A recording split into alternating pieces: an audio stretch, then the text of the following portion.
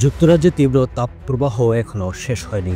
মেট office জানিয়েছে আগামী শনিবার ও রবিবার তাপমাত্রা ৩৩ থেকে ৩৪ ডিগ্রি সেলসিয়াসের মধ্যে থাকবে।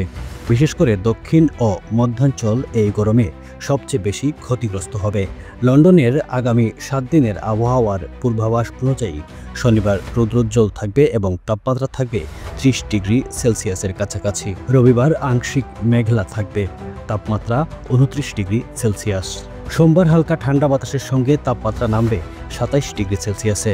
মঙ্গলবার কিছুটা ঠান্ডা ও মেঘলা আবহাওয়া থাকবে, তাপমাত্রা ২২ ডিগ্রি সেলসিয়াসের আশেপাশে থাকবে।